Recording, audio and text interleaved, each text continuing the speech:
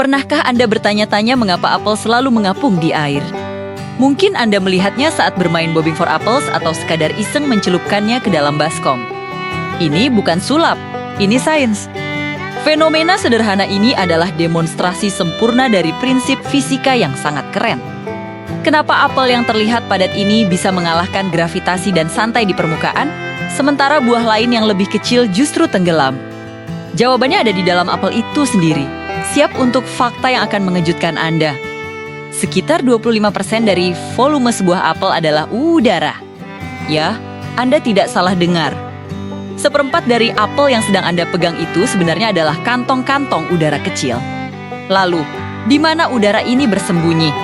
Apel, seperti tumbuhan lainnya, terbuat dari jutaan sel kecil. Nah, di antara sel-sel daging buahnya, ada ruang-ruang kosong mikroskopis yang disebut ruang antar sel. Ruang-ruang inilah yang terisi oleh udara. Coba bayangkan apel sebagai spons yang sangat padat, di mana pori-porinya tidak diisi air, tetapi diisi gas. Kandungan udara yang sangat banyak ini secara langsung mempengaruhi kepadatan atau massa jenis apel. Ingat pelajaran fisika di sekolah. Kepadatan adalah massa dibagi volume, karena volume udara di dalam apel cukup signifikan. Ini membuat massa jenis total apel jadi jauh lebih rendah dibandingkan dengan air.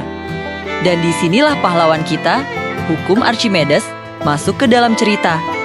Prinsip fisika klasik ini menyatakan bahwa benda yang dicelupkan ke dalam cairan akan mendapat gaya angkat ke atas, atau gaya apung, yang besarnya sama dengan berat cairan yang dipindahkan.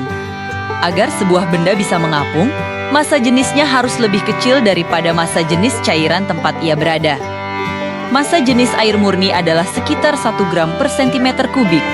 Nah, berkat semua kantong udara di dalamnya, massa jenis rata-rata apel hanya sekitar 0,8 hingga 0,9 gram per sentimeter kubik. Karena 0,8 jelas lebih kecil dari 1, massa jenis air jauh lebih besar. Sehingga air mampu memberikan gaya apung yang lebih dari cukup untuk menahan apel tetap di permukaan. Tapi tunggu dulu. Tidak semua buah seberuntung apel yang punya pelampung internal. Mari kita bandingkan. Ambil contoh buah pir. Meskipun kerabat dekat apel, tekstur daging buah pir jauh lebih padat. Ruang antar selnya lebih sedikit, jadi kandungan udaranya pun jauh lebih rendah. Akibatnya, massa jenis pir seringkali lebih dari 1 gram per sentimeter kubik, dan ia akan langsung tenggelam. Hal yang sama berlaku untuk buah tropis seperti mangga. Mangga sangat padat dengan serat, gula, dan sari buah, membuatnya jauh lebih berat daripada air untuk volume yang sama.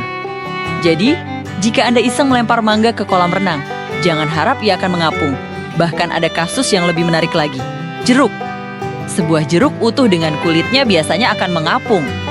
Kenapa? Karena kulit jeruk yang tebal dan berpori itu juga memerangkap banyak udara, berfungsi seperti jaket pelampung alami. Tapi, coba kupas kulitnya dan masukkan hanya daging buahnya ke dalam air. Apa yang terjadi? Jeruk yang sudah dikupas itu akan tenggelam. Ini karena daging buah jeruk itu sendiri sangat padat dengan air dan gula, sehingga massa jenisnya lebih besar dari air. Ini menunjukkan betapa uniknya struktur internal apel. Fenomena ini bukan cuma untuk main-main. Loh, dalam industri pertanian modern, daya apung apel ini dimanfaatkan secara cerdas. Petani sering menggunakan kolam air besar untuk proses penyortiran. Apel yang sehat, matang, dan segar akan mengapung dengan sempurna. Tapi, jika sebuah apel memar, rusak, atau mulai membusuk, sel-sel di dalamnya bisa pecah. Akibatnya, ruang udara yang tadinya kosong akan terisi oleh air atau sari buah yang bocor. Ini akan meningkatkan massa jenis apel tersebut. Apel yang rusak mungkin akan mengapung miring atau bahkan tenggelam sedikit. Ini memungkinkan petani untuk dengan mudah memisahkan apel berkualitas tinggi dari yang kurang bagus. Sangat jenius, bukan?